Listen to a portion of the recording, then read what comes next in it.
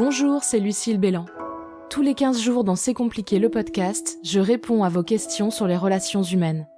Amour, amitié, sexe, bref, tout ce qui vous touche, vous fait souffrir et vous préoccupe.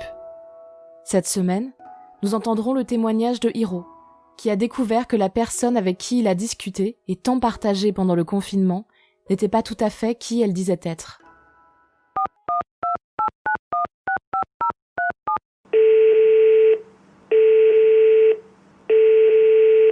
Bonjour Lucille, je m'appelle Hiro, j'ai 22 ans. Récemment, au mois de janvier, j'ai fait la rencontre d'un jeune homme sur une application de rencontre gay et notamment pour la première fois, je n'ai pas vraiment été pressé pour le rencontrer ou pour avoir une relation sexuelle avec lui, ce qui est, on va dire de manière générale, la façon dont je fonctionne depuis au moins quelques années. Évidemment, la relation avec l'état actuel et bien entendu la crise sanitaire est devenue un peu plus fusionnelle, ce qui fait que rapidement nos échanges qui étaient très amicales au début, très évidemment intellectuels aussi, ont rapidement pris une tournure beaucoup plus romantique, beaucoup plus sentimentale, beaucoup plus platonique, dans laquelle en fait je me sentais assez heureux et où pour la première fois je ne désirais pas quelqu'un pour du sexe, mais plus pour juste la personne et pour sa présence, du moins le peu que je pouvais avoir. Alors, très récemment, j'ai été victime d'une arnaque, évidemment, de ce jeune homme, mais au-delà de toute chose, je suis bien évidemment passé par la colère, l'incompréhension, et puis après je me suis rendu compte absolument que beaucoup de choses étaient au rouge dans nos échanges, et bien entendu aussi, je me suis rendu compte que la photo et le nom qu'il m'avait donné n'étaient pas les siens. Donc voilà. Au-delà de cela, ma question ici, en fait, est de savoir comment est-ce que l'on fait pour passer d'un amour, ou bien plutôt du désir de l'amour charnel à un amour peut-être plus platonique, plus romantique, loin forcément du sexe. Il m'a fallu du temps, et peut-être que cette expérience m'a d'une certaine façon traumatisé ou marqué suffisamment pour que je puisse moi-même remettre en cause mon addiction au sexe, si je peux qualifier ça comme ça, et vouloir peut-être quelque chose de qualité. Merci. Cher Hiro, je pense que pour changer ses mécanismes de défense et ses habitudes de sexe facile et immédiat, une déprogrammation est nécessaire. C'est-à-dire que c'est un réflexe, et que pour perdre ce réflexe, il faut d'abord en avoir conscience, et puis ensuite, rester vigilant pour se comporter à l'inverse de ce que le corps nous demande. Comment fait-on pour ne plus coucher le premier soir ?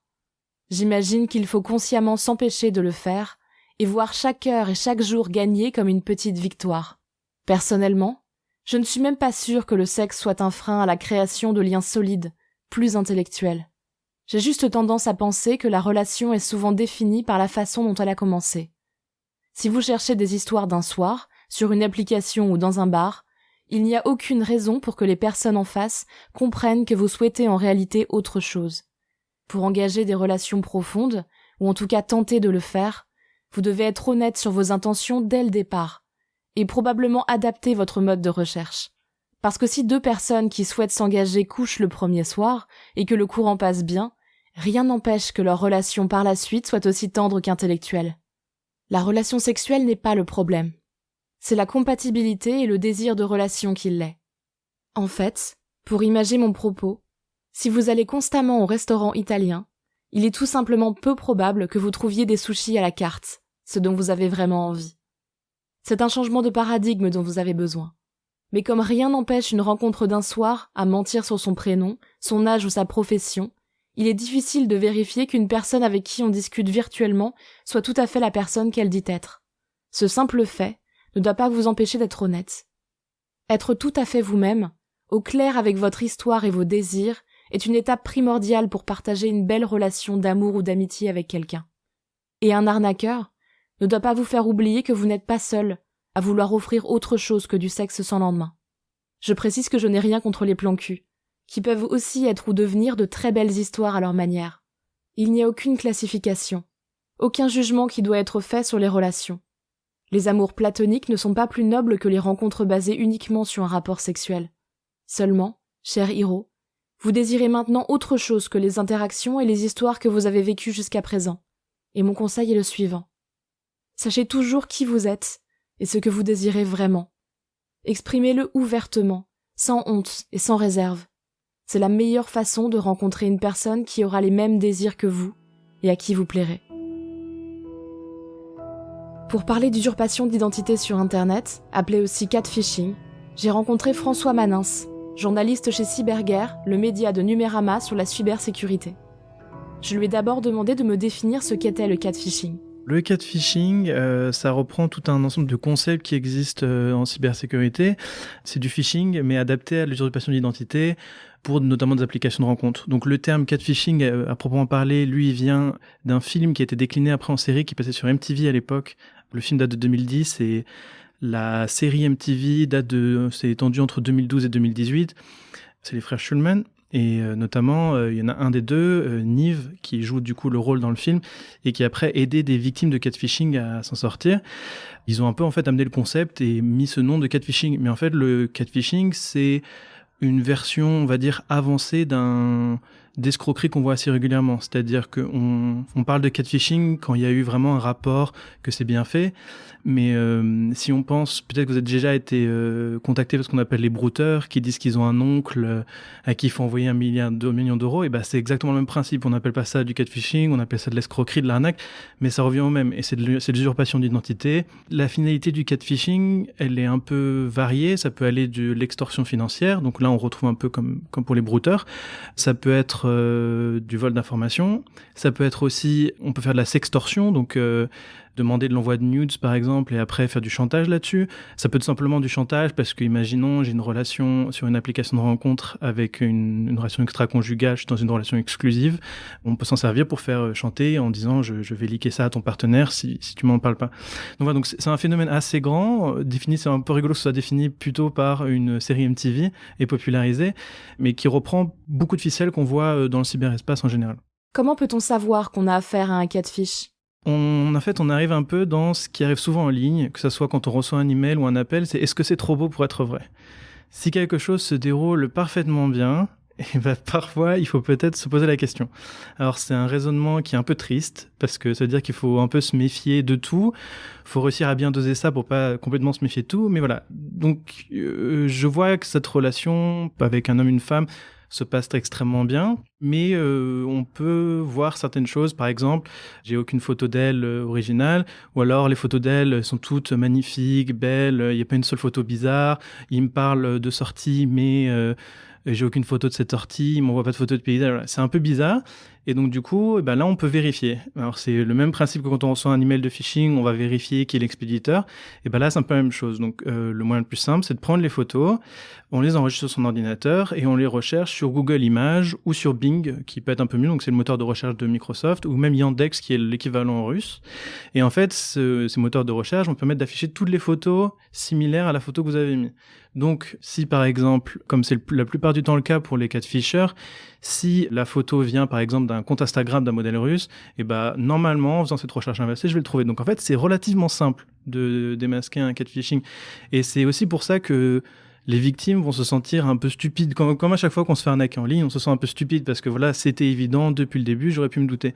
Et un autre moyen aussi, tout simplement, c'est d'aller googler la personne. On n'y pense pas assez, mais si la personne a un compte Instagram, elle a probablement un compte Facebook, et à partir du moment où, si on trouve aucune trace de la personne en ligne, où on trouve aucune photo d'elle, là, on peut commencer à se poser des questions, et là, peut-être que ça vaut le coup carrément de mettre les pieds dans le plat et demander à la personne, voilà, je m'inquiète un peu, on discute beaucoup, on aborde des choses privées ensemble, est-ce que tu pourrais, la prochaine fois que tu sors, imaginons, elle sort et vous dit, je vais faire du shopping, envoie-moi une photo de toi au shopping, ou je sais pas.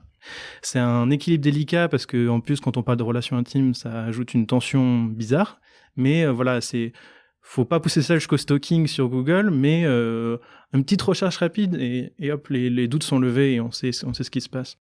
Comment se protéger de voir ses données utilisées par un catfish ? Quand on regarde un catfish, avant de donner ces informations personnelles, et c'est partout en ligne, c'est-à-dire que vous donniez vos informations à une entreprise ou à une personne, il faut avant se poser quelques questions. Alors c'est un peu compliqué parce que ça veut dire tout le temps penser à ça, mais peut-être qu'avant de raconter le nombre d'anciens partenaires que vous avez, le nom de votre animal de compagnie, le nom de vos parents, la profession de vos parents, par exemple, parce que ça c'est des questions de sécurité pour les mots de passe, il faut être sûr qu'il y ait une vraie relation de confiance. Donc ça, c'est comment se protéger contre le catfish, c'est faire attention aux informations qu'on donne. On ne donne pas d'informations en ligne à une source qu'on n'a pas de confiance. Alors c'est pas une science exacte parce qu'on pourra toujours se faire avoir et il y aura toujours du catfishing, mais ça peut être utile. Et ensuite, il y a le sens inverse pour se protéger du catfishing, c'est de ne pas être la personne qui sert de profil au catfisher, on va dire.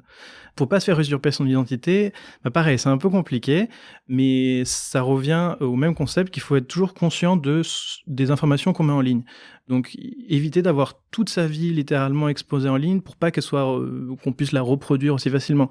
Et là, on en vient un peu à la question du modèle de sécurité, c'est-à-dire peut-être que Martine Lambda n'a pas besoin d'autant protéger ses données que une supermodèle russe ou un homme d'affaires richissime, parce que Martine Lambda, il y a moins de chances qu'un malfaiteur veuille usurper de son identité, alors que oui, forcément, si on est potentiellement une identité intéressante, on peut, voilà.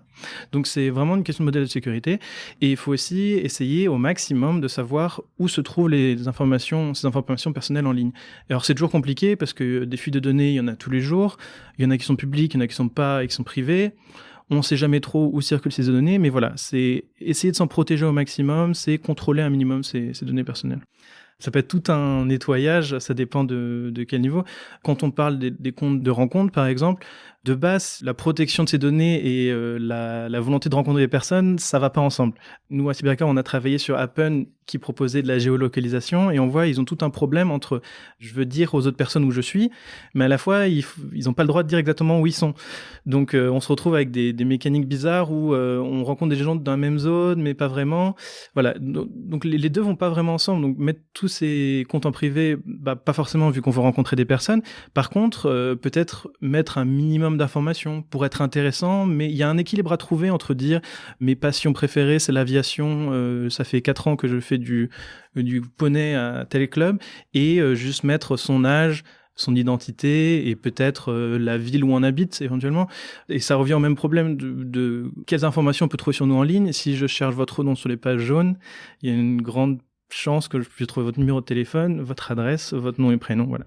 Donc oui, il n'y a pas besoin non plus de rentrer dans une psychose énorme, mais il faut faire attention. Enfin, je lui ai demandé quelles ressources il pouvait conseiller à quelqu'un qui cherchait à en savoir plus sur le sujet. Nous, sur Numérama, on fait des guides assez pratiques, par exemple, comment protéger son compte Facebook en 10 minutes. La plupart du temps, la sécurité en ligne, ça prend pas longtemps, il suffit de changer 2-3 paramètres et déjà on augmente largement la sécurité de ses comptes. Et après, il y a une série dont on a fait la critique sur Numérama d'ailleurs, sur France TV /, donc c'est en streaming gratuit, vous pouvez y aller quand vous voulez, qui s'appelle Stalk. L'avantage de Stalk, c'est qu'ils sortent du concept du hacker à capuche dans l'ombre, dans sa chambre, qui tape des commandes très complexes. En fait, on se rend compte qu'aujourd'hui, la cybersécurité, c'est beaucoup d'ingénierie sociale, donc convaincre des gens, envoyer des emails bien écrits, profiter d'erreurs humaines. Et ça, pour ça, la série est très bien, parce que ça met vraiment en avant ce côté, le vrai côté de la cybersécurité et le vrai côté de comment on exploite ça, qu'est-ce que font les malfaiteurs. Pour aller plus loin, je vous conseille cette semaine de découvrir le film 57 000 km entre nous de Delphine Kreuter, qui pose aussi bien avec malice, ironie et poésie la question de l'image de soi sur Internet, ce qu'on décide d'y renvoyer et ce qu'on décide d'y vivre. Il y est question d'ego, de failles narcissiques, de sexe, mais aussi d'amour, de tendresse et de complicité.